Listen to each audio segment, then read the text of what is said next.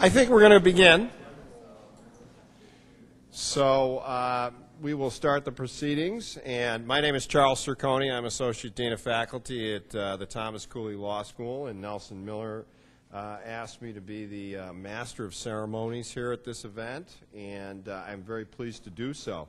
Our first guest is Mayor George Hartwell, the Mayor of Grand Rapids. And he has been a very, very good and old friend of Cooley.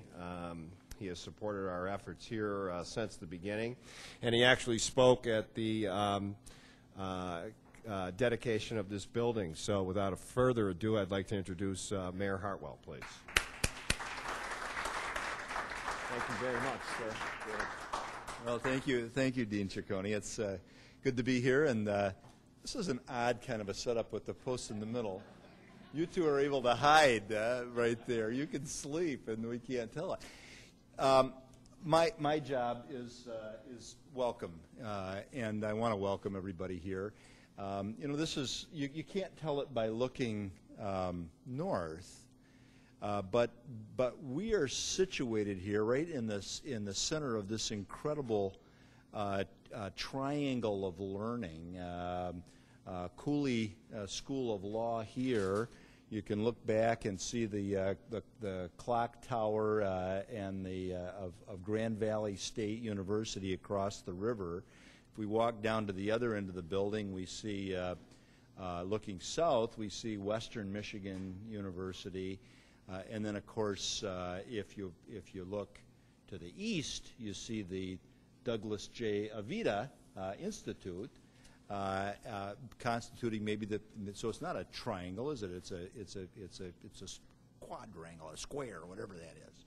So I say that only to say to point out the significance, the importance of education here in downtown Grand Rapids. There are 8 institutions of higher education with campus presence in downtown Grand Rapids. There are now over 6,000 men and women who come downtown Grand Rapids to work every day in higher education. We've come to understand it not only as a tremendous enhancement of our quality of life in this city, but also as an economic engine that's really driving much of the wonderful development that we're seeing in our downtown. So I'd first, just in welcoming you, point out the importance and the significance of higher education to the economy of Grand Rapids, an economy that today is,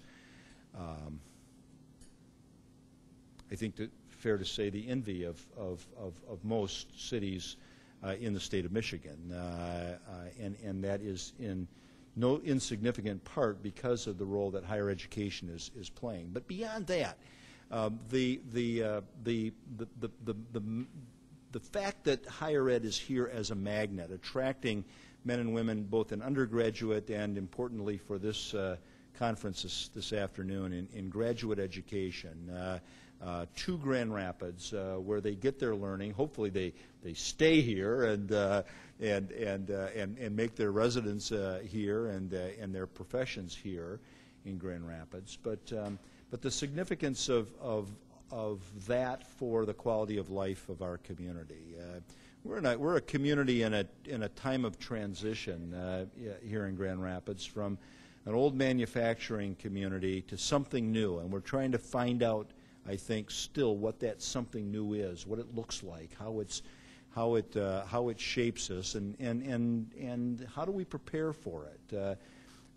The work here at the universities and colleges represented in this room today is a significant piece of our redefinition of who we are. The work that's going to take place as the result of Michigan State University, the new presence that it has in Grand Rapids with its School of Human Medicine is significant, and I'm very pleased that Professor Anderson is here today to talk about, at least in part, I trust, to talk about that and how that's reshaping Grand Rapids. So I thank you for the work that you do in graduate studies and throughout this community and in these institutions. And I mean that very sincerely, because you are contributing to this emerging new Grand Rapids, a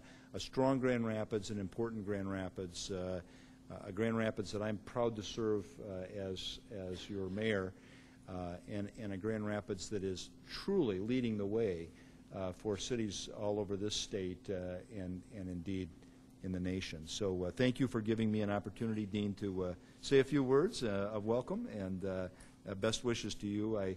I'm afraid I can't stay. I've already made my apologies to one of our two speakers. I'll make it right now to the second, that I have to run to yet another event. But thank you so much for having me. All right.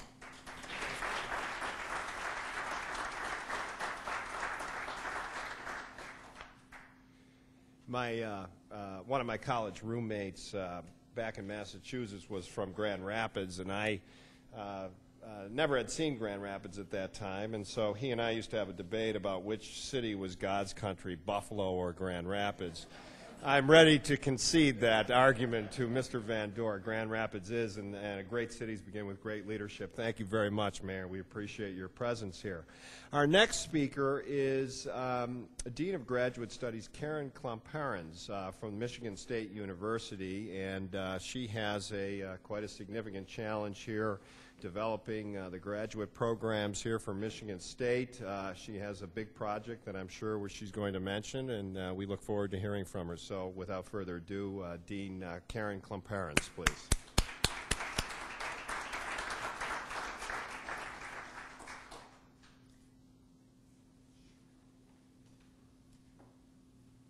Thanks. It's a pleasure to be here.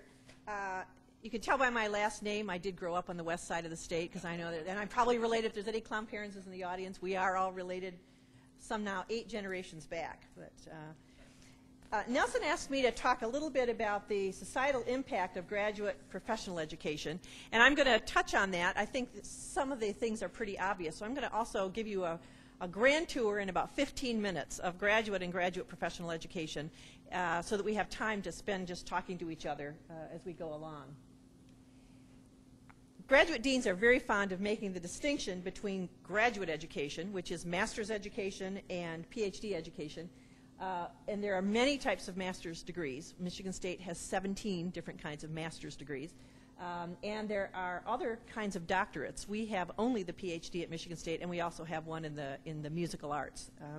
But those are small classes, very individualistic, narrow or interdisciplinary, but they rely on a very small group of faculty in order to teach them. Graduate professional education would be areas like medicine, law, business, education, engineering, nursing, business, and a few others. And these, again, have their own signature pedagogies.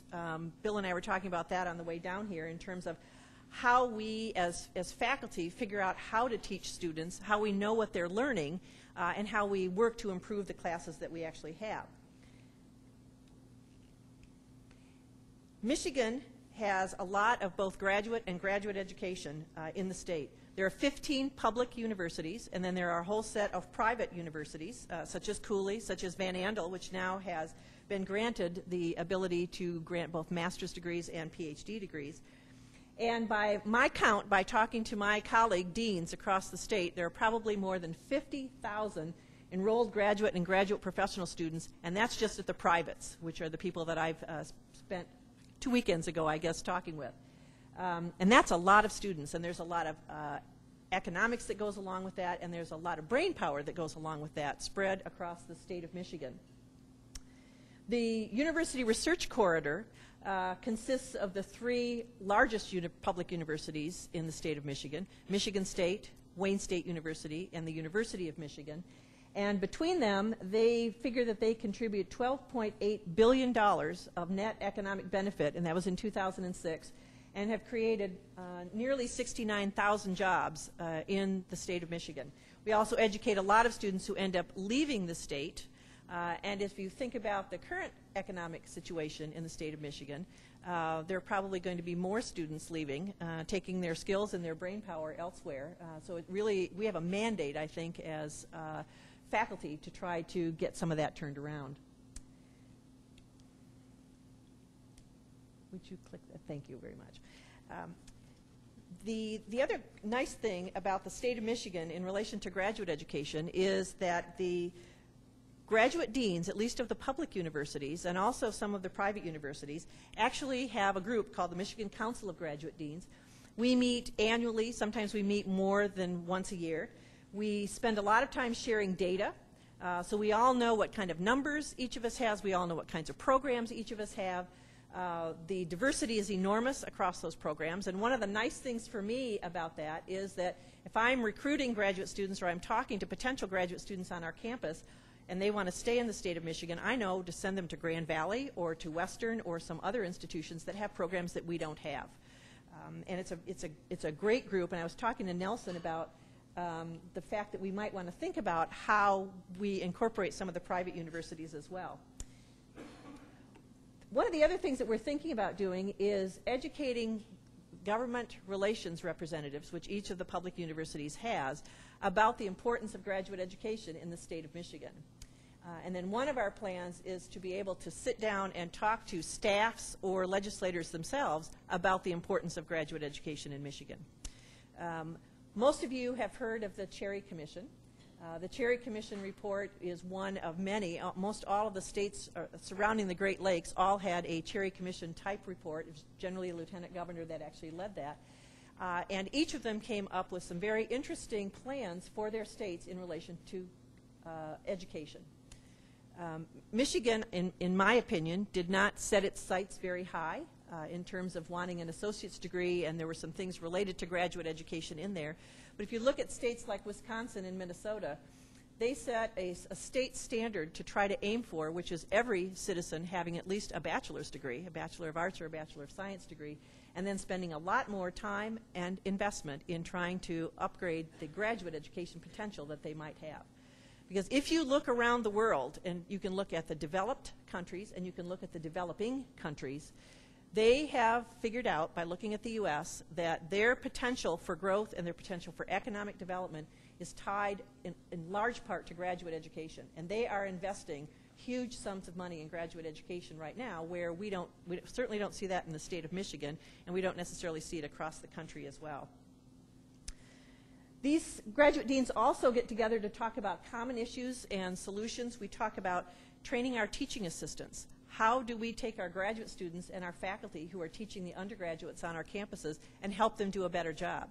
How do we help them understand how to assess learning and what kinds of pedagogies to actually use? Most of us as faculty didn't get that kind of training when we were graduate students. We showed up on our campus, we were given a syllabus, told when we were going to teach classes, and away we went. And we figured out how to do that along the way. Well, now there's a much more systematic way of helping both faculty and graduate students.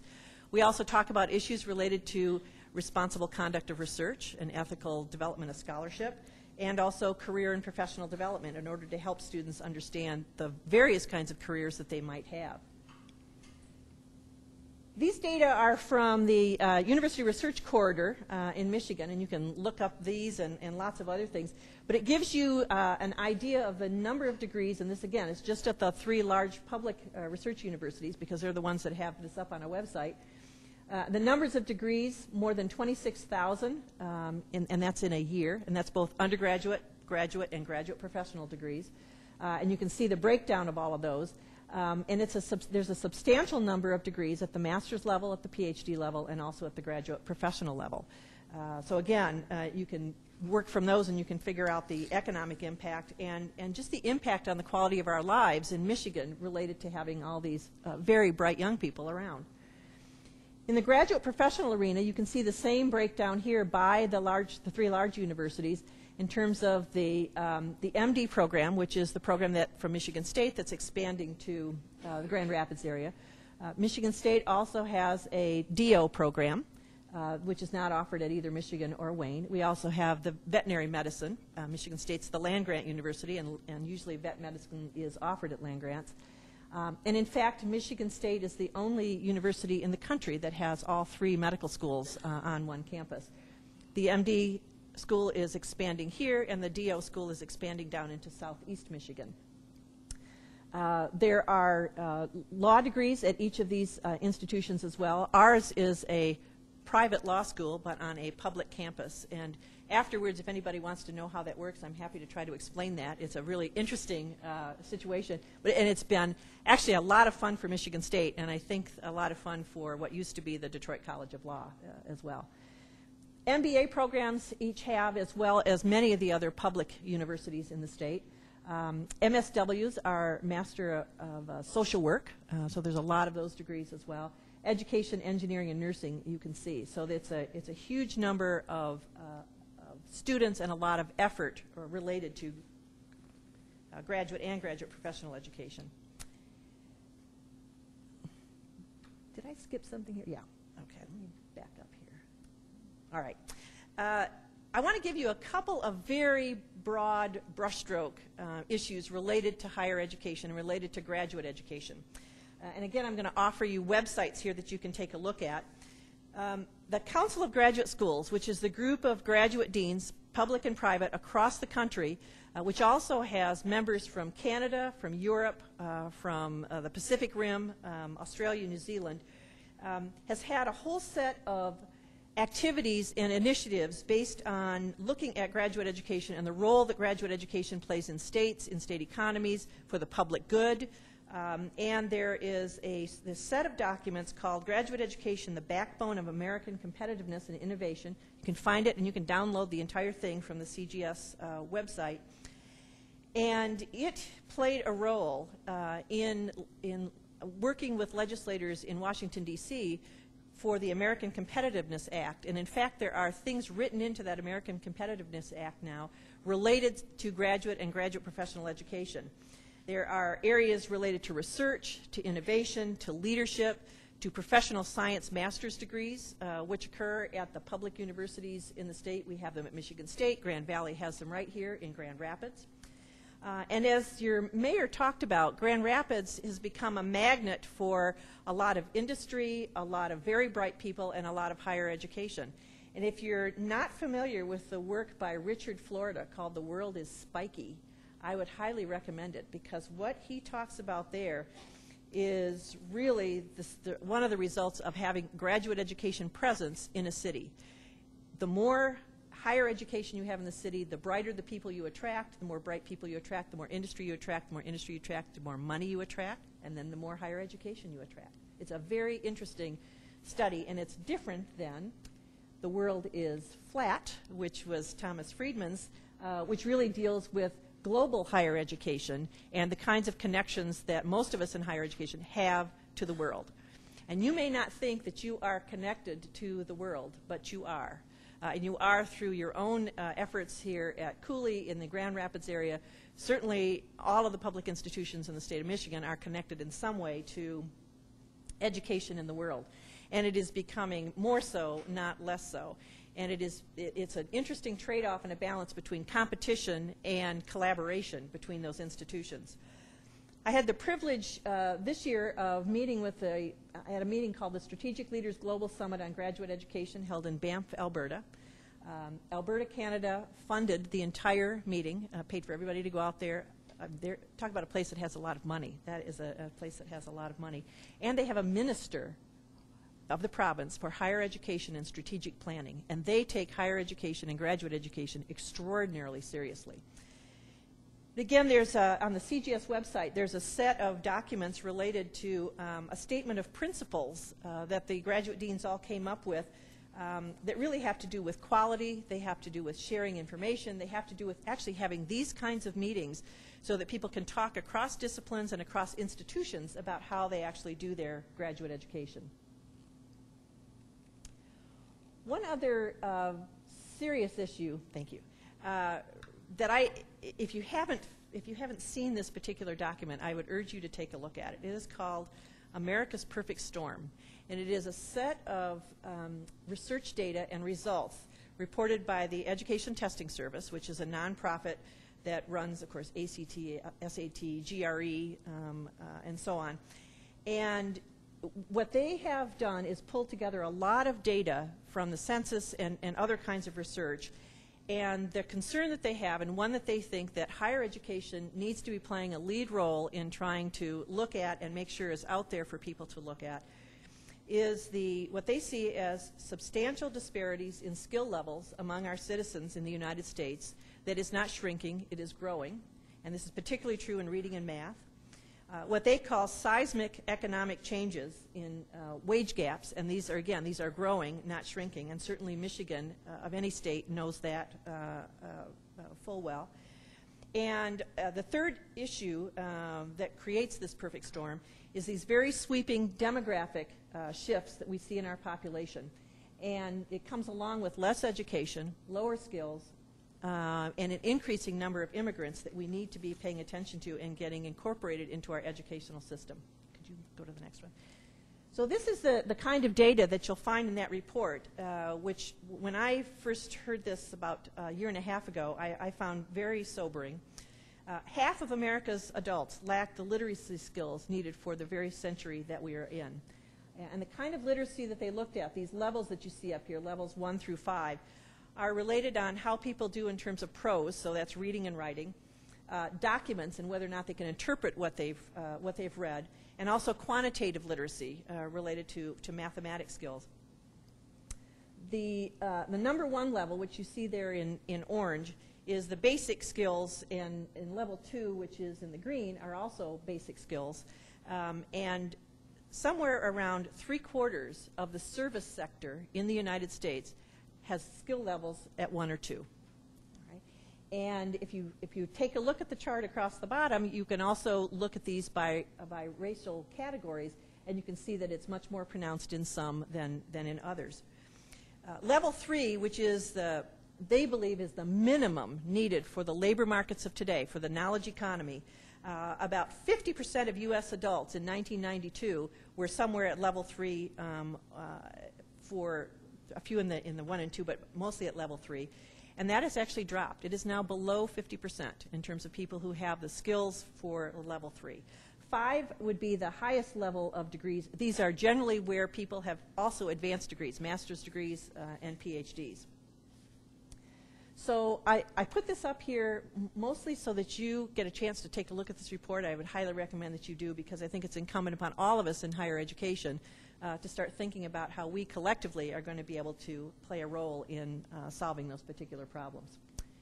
And my last slide is actually a summary of the kinds of things that I believe that graduate and graduate professional education are doing, not only for the state, but also for the nation and for the world.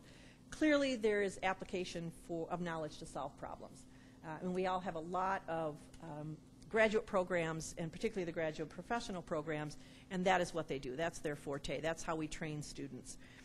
The economic benefits are clearly at many levels. Your mayor talked about some, and it doesn't take any great brain power to figure out what all those people with all that education can do for you. But there are also, in the higher education fields at your public and private universities, research and scholarship that advance knowledge that doesn't seem to have a practical application now, but might have a practical application in the future. And that has been one of the things that U.S. higher education has been absolutely superb at. And that is investing in research and scholarship that doesn't look like it has an application, but some bright person down the road somewhere is going to pick that up and going to figure out how to actually make things work. A lot of the basic research that went into the U.S. space program ended up affecting all of our lives in very different ways.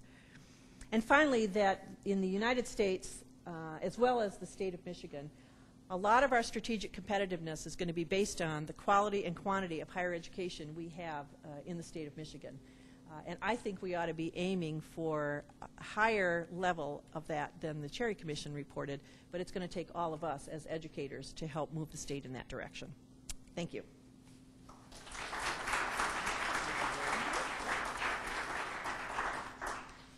Thank you very much, Dean. Our final speaker is MSU medical professor William Anderson, and he is a faculty member whose job is to train judges and professors to teach graduate students. And he's going to speak on cross-discipline collaboration in graduate education. Professor?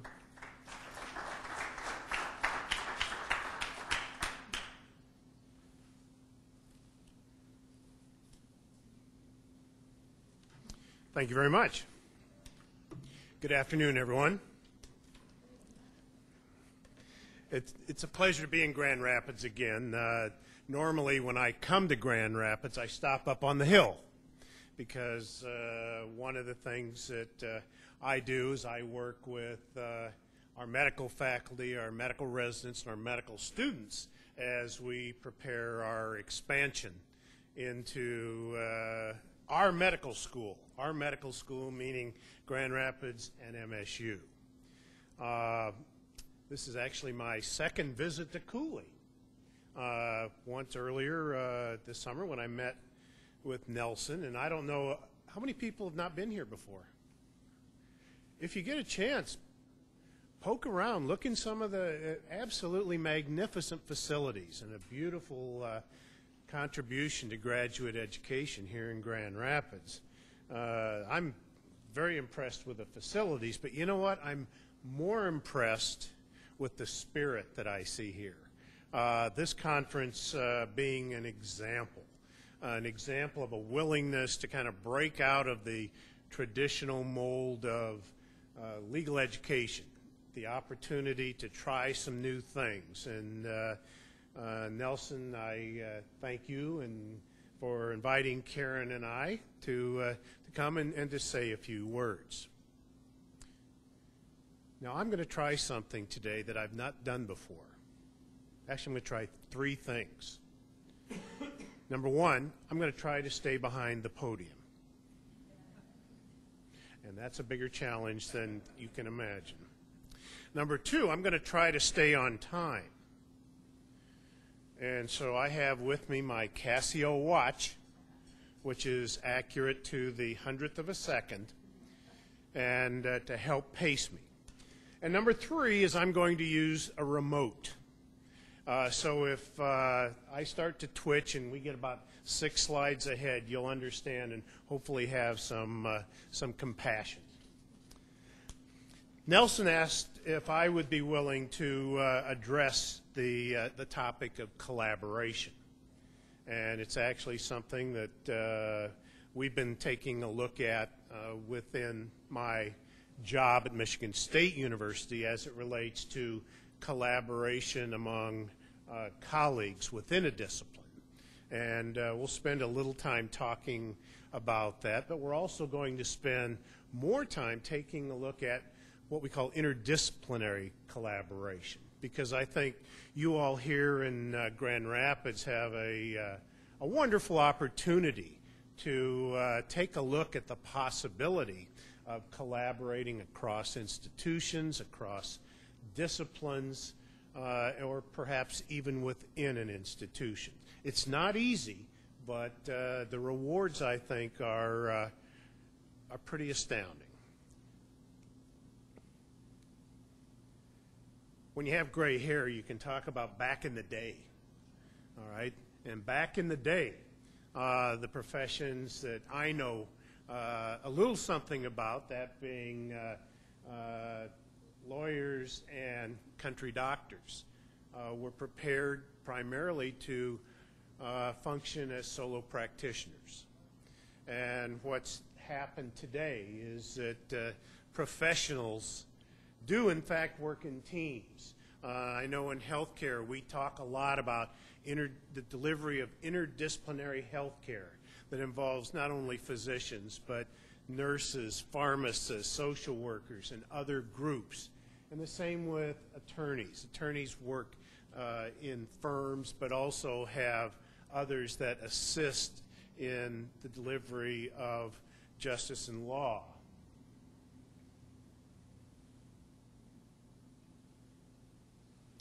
When I was preparing for this talk, I spotted a book on Nelson's desk. And about the third time I asked him, he said, well, why don't you take it then and use it? And I did. And I read it.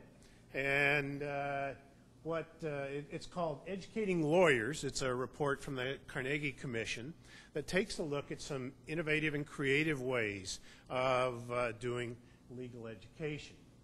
And what I've summarized here are some of the tenets that come from this book that I found pretty interesting.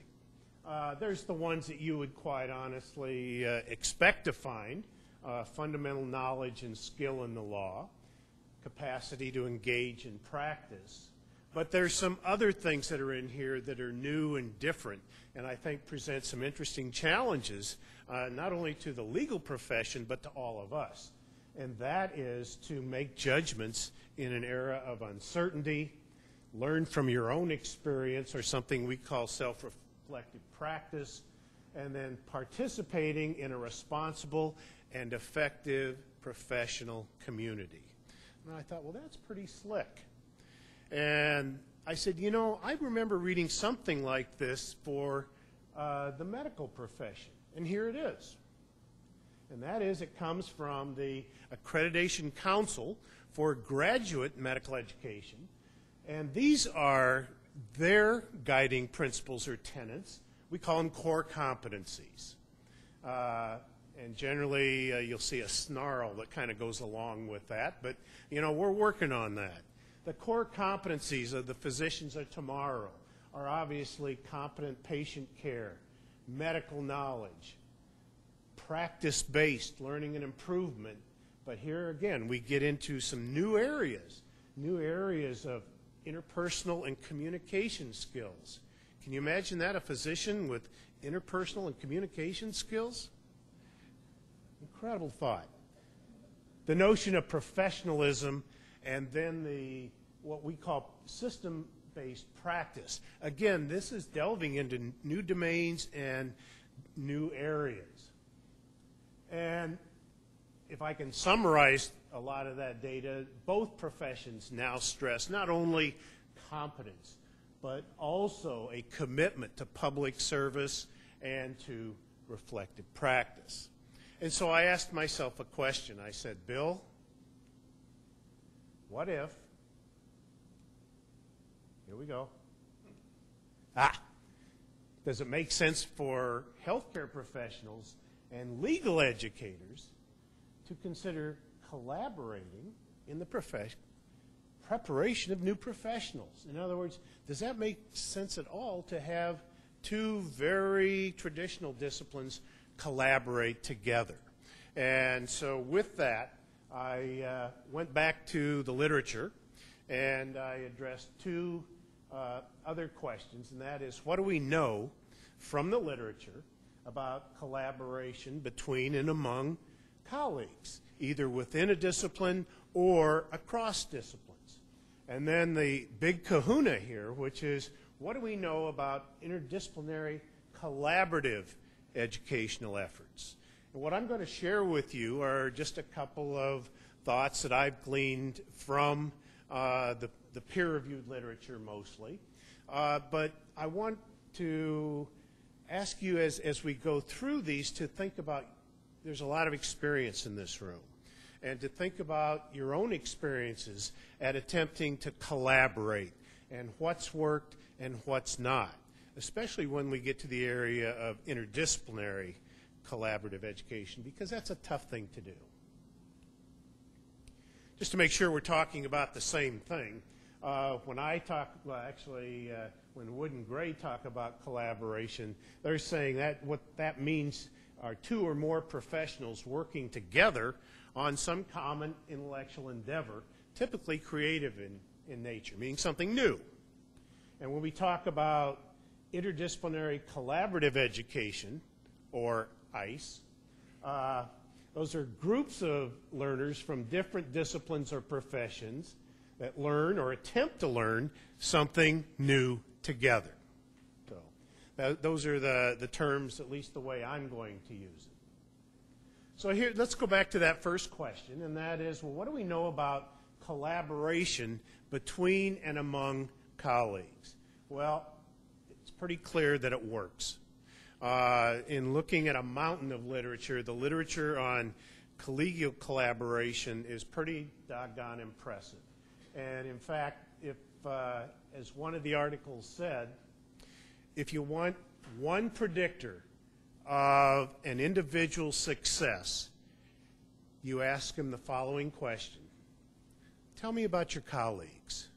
Because the number and the way that you interact with colleagues predicts one's success as an educator.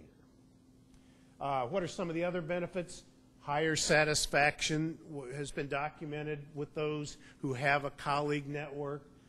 Increased productivity in terms of the things that we as faculty that are important to us in terms of publications, grants, presentations, and the like. But more importantly, they have a greater linkage and commitment to their discipline and to their profession.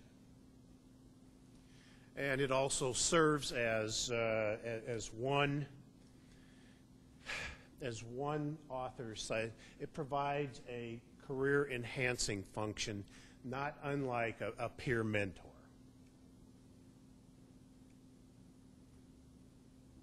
There's a lot of different ways that that collaboration among colleagues takes place. The things that we probably know the most about are the mentor-protege relationship, but also about colleague task and social interactions. And then there's a whole new body of literature called professional colleague networks. An invisible college is the way one author described it. So here's a study that was done, and this is where you can start to kind of take a look at yourself and say, well, how would I compare with the respondents on this survey? Now, I'll preface it by saying this was a survey that was done of clinician educators, so they're physicians, all right? And they were asked about their colleagues. Here's what they said. The average number of colleague relationships that they had, they could come up with about 9 names. 2 of them were mentors. 6 of them were peers. 1.4, and I guess that must be summary data. 1.4 identified a task relationship where they worked only as collaborators and nothing else. And then others had 4.4 had task relationships. 1.4 had what they called a social relationship, where they used their colleagues as someone to go out to dinner with when they went to professional meetings, but it went beyond that into a scholarly and productive relationship.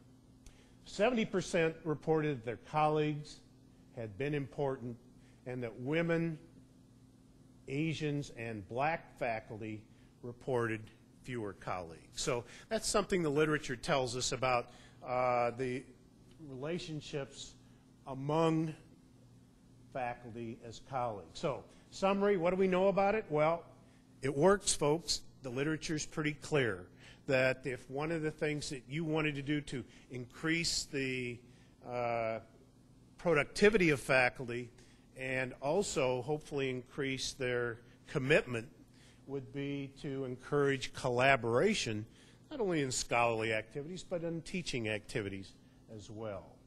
So there are benefits for both the institution and individuals. I want to move on now to the second question, is what do we know about interdisciplinary collaborative education? Well, here it comes. The answer is not much. And looked high and low, and all of the articles that I kept looking at said, we don't know much about interdisciplinary education. I said, well, that's interesting. And there were just so many, there are not many studies that have documented successes and outcomes. The literature is inconclusive as a strategy. In other words, what the literature would tell us is that we don't know much about this interdisciplinary stuff, and we don't know if it works.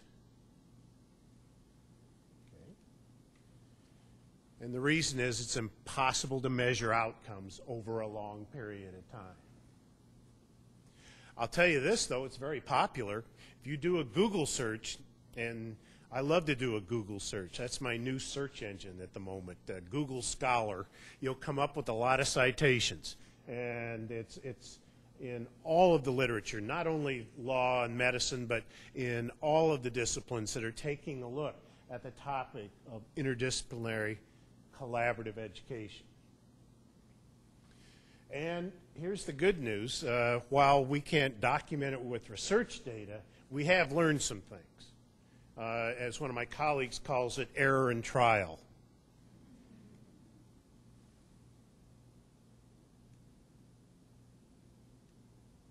All right. So what's the literature say about, is this a good idea? Well, yeah, because it allows the disciplines to address real-world problems, things that can't necessarily be done solely within a discipline or a profession. It brings to the table that shared professional expertise and competence, the old notion that the product is greater than the sum of the parts. It does get us into the arena of addressing public service and systems types of issues. And hopefully you will have a mutual understanding, or at least a better understanding, of the other professions with whom you collaborate, as well as talk to each other.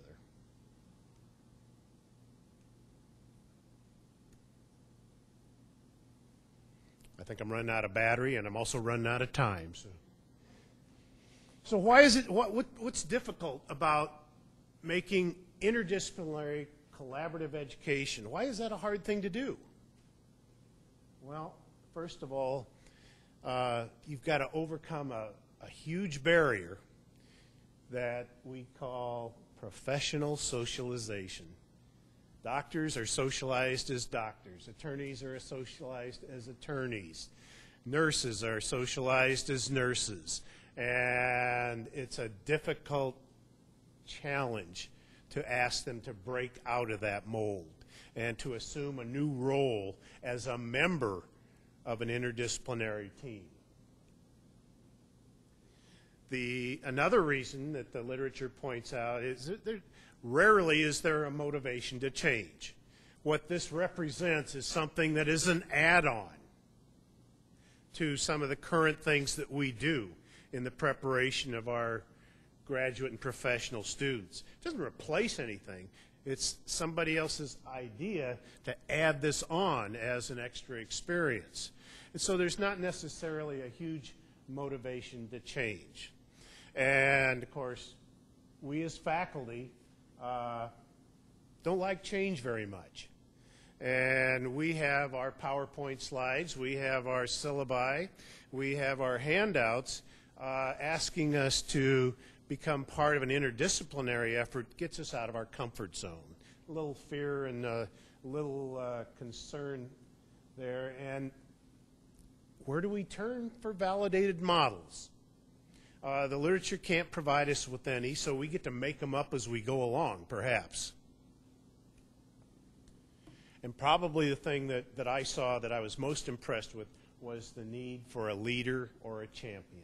Somebody who takes this on as a creative enterprise, someone to whom the success of this interdisciplinary collaborative education effort is important. All right, so what have we learned about how to do collaborative education well? Well, we start with the important stuff. In other words, we select those issues, those problems that occur within the real world or within the healthcare delivery or justice system that require true and equal interdisciplinary expertise. In other words, everybody contributes equally to solving a problem that exists out in the real world. Secondly, you work with motivated and experienced faculty. people who care about this, people who are committed to the idea of trying interdisciplinary collaborative education. And these are programs that need support, not only verbal support, but also monetary support and new ways of dealing with perhaps learners from other institutions, other disciplines.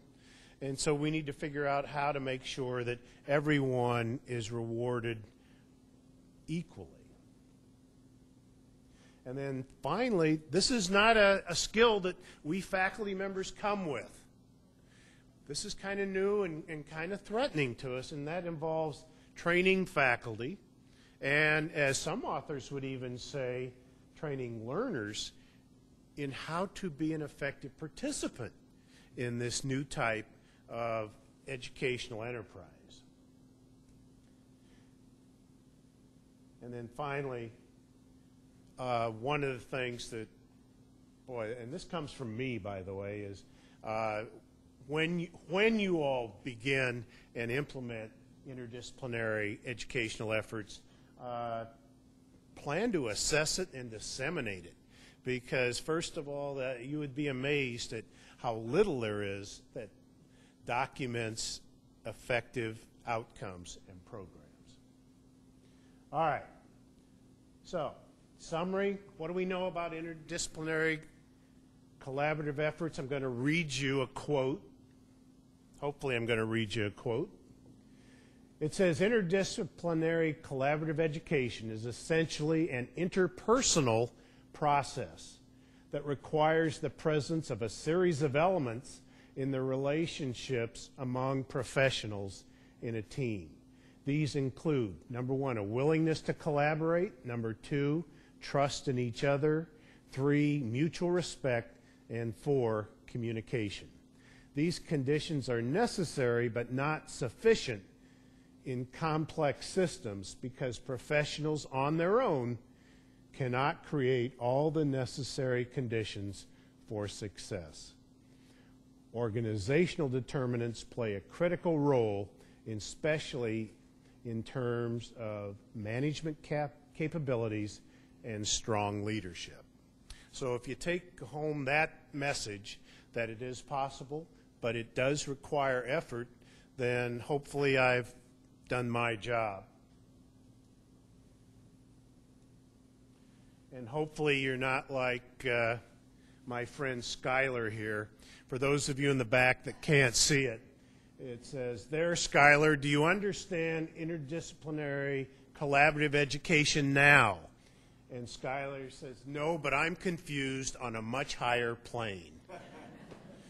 Hopefully I didn't confuse you to a higher plane, that you did identify something that at least to think about in doing interdisciplinary and other collaborative activities. Thank you very much.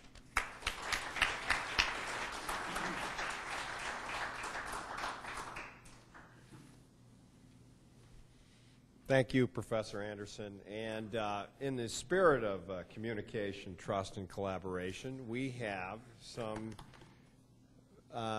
information sheets that we'd like you to fill out so we can continue the dialogue that's begun here. I want to thank both of our speakers today and all of you for coming. We really appreciate it. Thank you.